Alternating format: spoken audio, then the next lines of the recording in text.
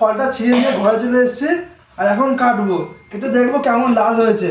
দেখতে পাচ্ছি ফলটা বেশ বড়, এরকম সাইজ বিরাট বড় হয়েছে, প্রথমবার ফল হয়েছে বিরাট বড় আর এরকম সুন্দর, এত বড় আর লাল একদম। চলো একটু পোজ দেওয়া যাক।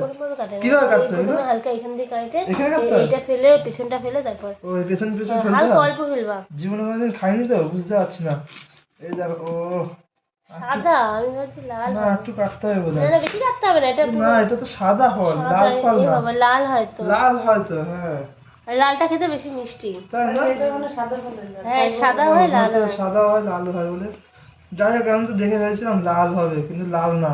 অল্প ফেলবি। দেখো, অল্প একটু নাকি ফেলতে হয়। হ্যাঁ তাই তো, এই দেখো বেরিয়ে পড়েছে ফল, কত বীজ দেখো। এখানে কাটতে হয় এবার? না, এবার মিডিল দিয়ে কাটো। হ্যাঁ, এভাবে কেটে এভাবে কেটে। খাওনি আগে? না আগে কোনোদিন খাইনি, ফার্স্ট টাইম খাবো আজকে।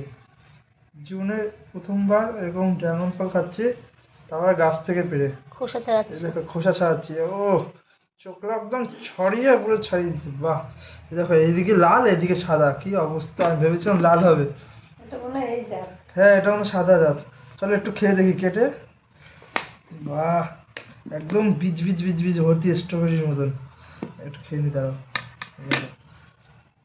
চলো। মিষ্টি। মিষ্টি না, কেমন? মিষ্টি না, অন্যরকম।